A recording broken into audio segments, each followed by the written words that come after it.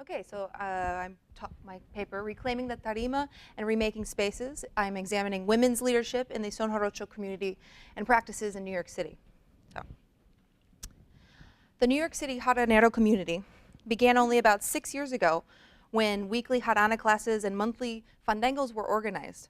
Although Son Jarocho had been in New York City for about 10 or 12 years through performance settings, these regular classes and workshops, coupled with monthly fandangos, the annual encuentro, and the celebration of La Virgen de Guadalupe, Candelaria, have been foundational to the cohesive community that exists today. Geographically, the community functions throughout New York City. The Mexican population in New York is dispersed across 5 boroughs. Unlike other U.S. cities with large Mexican populations, like, say, Pilsen, Chicago, where they're kind of concentrated. So for this reason, and among others, the activities of the community occur in the Bronx, Manhattan, Queens, and Brooklyn. These stars on the map generally represent some common places for fandangos and workshops. Demographically, this community comprises of men and women and children, ages ranging from 18 to 75. They're mostly a mixture of Mexican immigrants as well as Mexican Americans, and then other US-born non-Mexican folks. Although the community members come from diverse backgrounds in terms of education and class, most people in the community are artists, musicians, educators, and cultural workers. Musically, they are a mixture of amateur and professional musicians, and some of the professionals are the primary music teachers for the community. But a regular rotation of guest instructors from Mexico infuse pedagogical variety.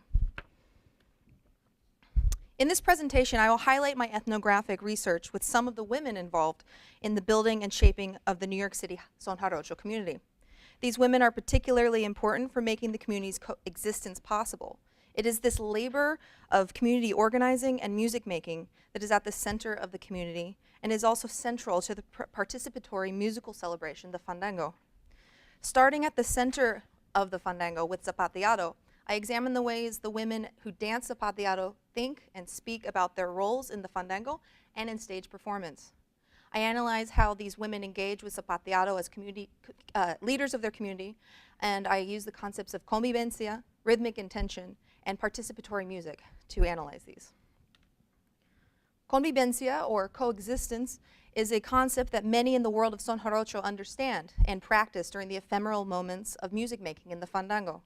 This concept is meant to be a guiding principle that supports shared experience, mutual participation, and inclusion in the music making process. During a fandango, convivencia is present through the expectation that everyone will participate by playing an instrument, singing a verse, or dancing on the tarima in the center of the circle. This idea extends outside of the fandango as well. The community in New York shares resources such as providing housing for visiting musicians and collaborates together in organizing events. Musically, convivencia is not only connected to participation, but also to a theory of Zapateado developed by Marta Gonzalez called rhythmic intention. Gonzalez's concept comes out of her scholarly research and practice as a dancer and musician. She defines this theory writing, "I hope to create an understanding of rhythmic intention as a way of leaning toward, but not claiming, a complete sound in reference to rhythm. In practice, the musician's purpose or attitude never abandons his or her home base, but rather leans towards an inflection, creating a new sound." Here, Gonzalez offers a theory that applies to both musical and social analyses. Zapateado is a rhythmic part of the music in the fandango, and the extension of the dance relies upon multiple musical and cultural sources, producing a sonic interpretation of convivencia.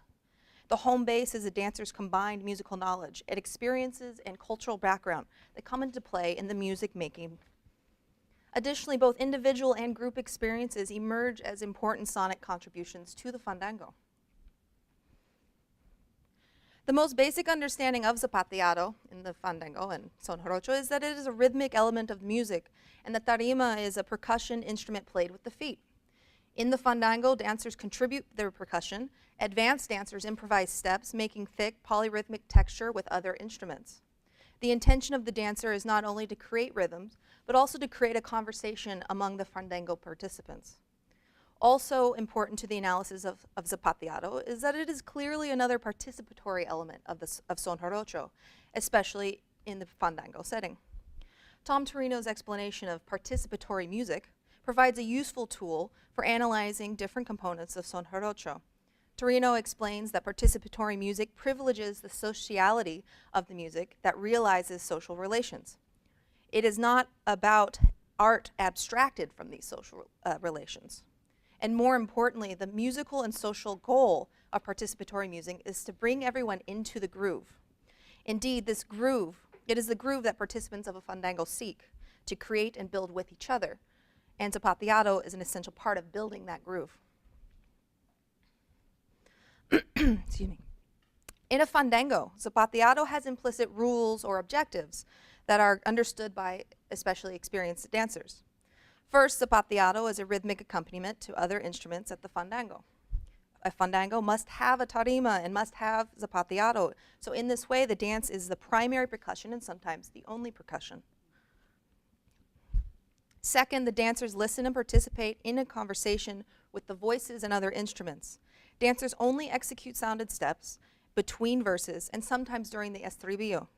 The dancer must listen to the fandango circle and never loudly strike the tarima when another person is singing. This demonstrates the conversational exchange between the voice and the Zapateado. Then there is also the rhythmic conversation between the dancer's feet and other instruments, especially the jarana. In many sones, the Zapateado steps are in rhythm with or provide a counter rhythm to the strumming patterns of the jarana. And next, the dancers' moving bodies build and maintain the groove. The swaying body in the center of a fandango at the minimum creates a flow within the collective rhythm to reinforce the groove among all participants. And last, Zapateado contributes to the overall dense texture that is characteristic of participatory music, and specifically, Zapateado adds rhythmic density to the fandango. All of these qualities reinforce the guiding principles of both convivencia and participation. On one hand, the execution of Zapateado steps is a collaborative and collective endeavor. Partners on the tarima, whether a man and a woman or two women, have to communicate with each other, and the fandango circle through sounded steps, the mudanzas, the silent steps, body language, and eye contact. On the other hand, dancing Zapateado is quite unique to each individual. No two feet sound the same. Each dancer, like a singer, has a distinct sound in their steps that relates to how they attack the tarima and how they accent a rhythm. So, Claudia, pictured to the right, is one of the central organizers of the New York City jaranero community. She's a professional musician, and aside from organizing fandangos and workshops in the New York community, she performs with the son jarocho fusion group called Jarana Beat. In Jarana Beat, she plays jarana, sings, and dances Zapateado, which is to say she's part of the percussion. Most of her life has been about music, from her musical upbringing with Mexican and Jamaican parents who were both musicians, and to her jazz, ballet, and tap dance and piano lessons she took in her youth. Today, aside from being a professional jaranera, she is also learning flamenco, adding to her musical references. Needless to say, Claudia is a well-trained musician with a musical knowledge that crosses multiple genres. When asking her about how she approaches Zapateado in a fandango or in a concert performance, she responds, if it's someone who doesn't know, or someone I don't know very well, that's when my role comes in as I'm going to teach you. I start losing that sense of self. I listen to the requinto, I'm listening to the leona, and whatever instruments are playing, and I start finding conversations with them. On the tarima, it depends on who I'm dancing with. I want to share my steps with someone. I'm trying to let go of those tools and find new patterns and ways of expressing.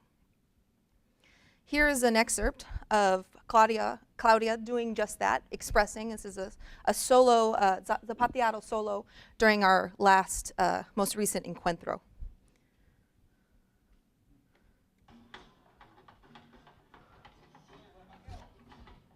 Maybe lights.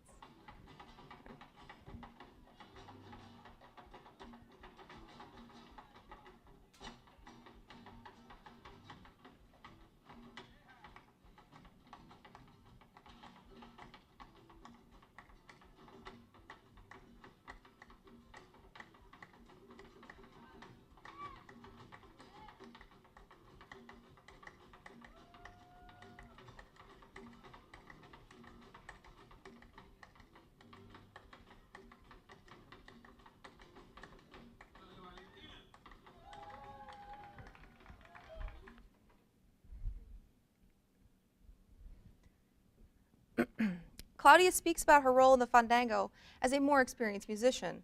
Like any good dance lead, she recognizes her partner's ability or skill level and adjusts her approach accordingly. This adjustment is subtle and may not be noticeable to anyone except those dancing on the tarima. Claudia and others always emphasize this unspoken communication that occurs between dancers on the tarima. Out of that silent communication, again, a greater and more important effect comes about, better development of the groove. The groove is developed at the fandango in a number of ways. With or without sounded steps, the moving bodies of the dancers affect the energy of the fandango circle. If two dancers are out of step with each other, say one is a novice and the other is an expert who doesn't properly lead that novice, their dance might not positively impact the fandango. Someone like Claudia will always lead her new or beginning partner by guiding her to the beat through quiet communication, eye contact, and deliberate steps.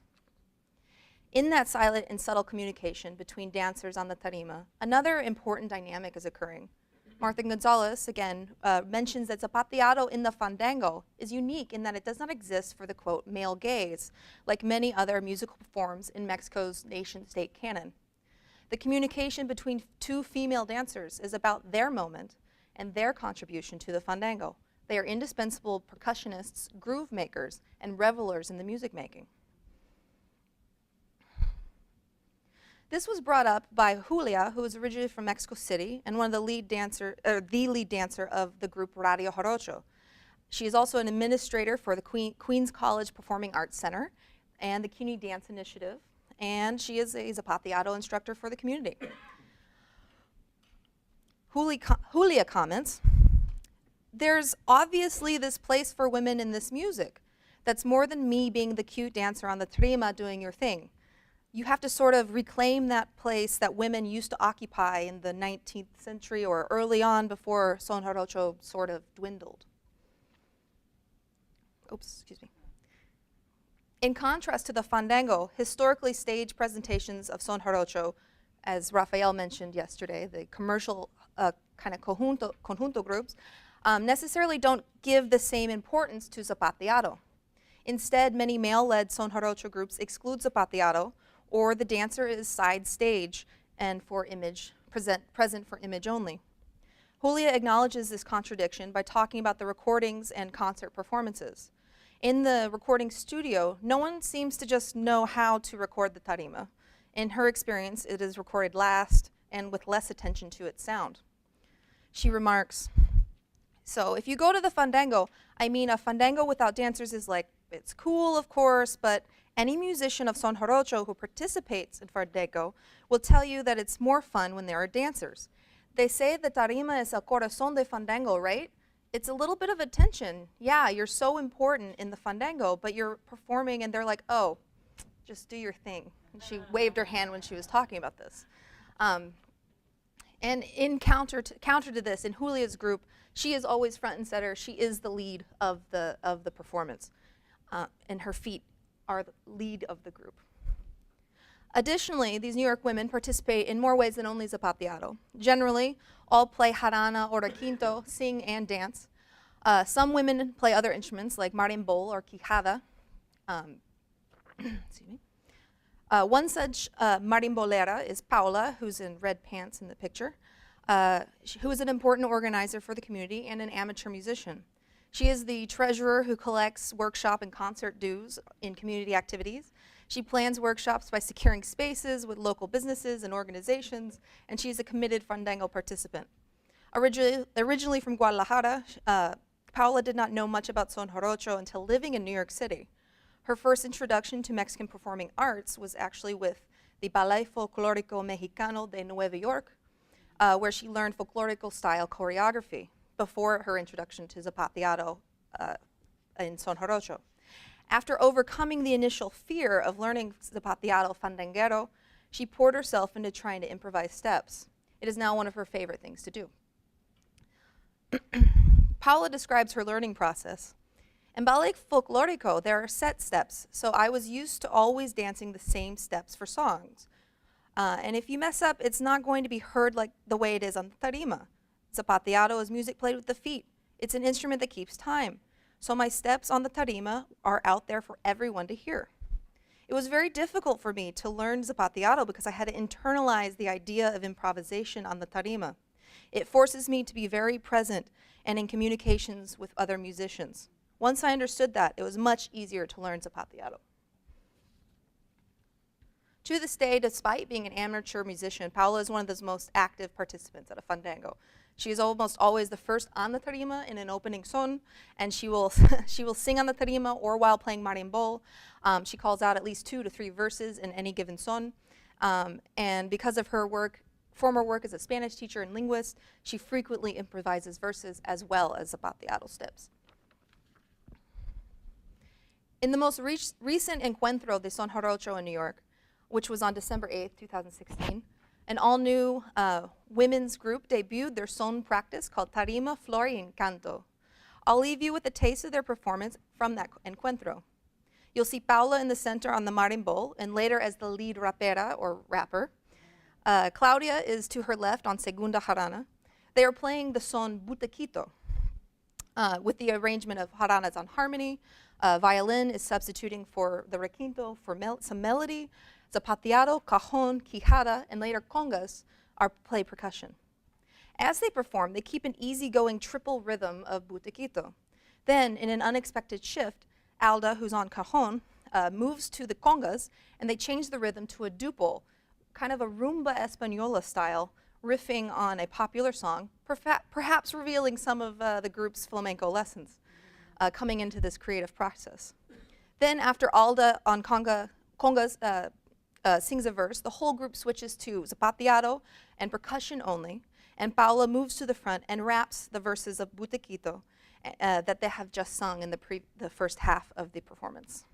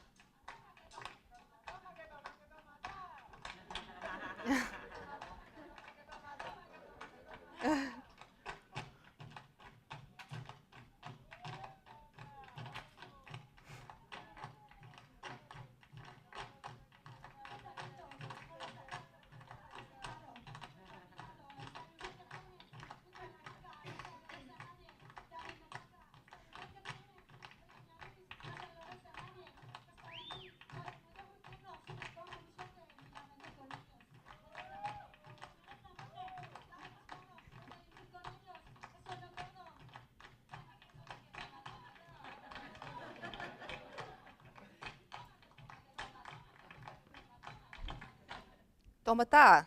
Yeah. Yeah. So, and this goes on a couple more verses, so couldn't watch it all. But to close, with these few examples, I think broader conclusions can be drawn. Participation, convivencia, and rhythmic intention are useful lenses to examine fandango practices generally, but these concepts point to the everyday enactment of leadership that the women in New York City demonstrate. Leadership in the fandango is a willingness to participate, an intention to participate, and a willingness to galvanize and activate the action, motion, and movement in the fandango, and outside in performance and social life. This community is both inspired by the principles of convivencia and what others have previously done to revive and build Son Jarocho communities, but in purposeful ways that demonstrate their distinct sonic contribution. Indeed, Zapateado is traditionally a musical role for women in the fandango, but they are reclaiming the tarima for themselves and the community by wholly sharing their steps, leaning into improvisation, and creating new musical experiences with the growing community. Thank you.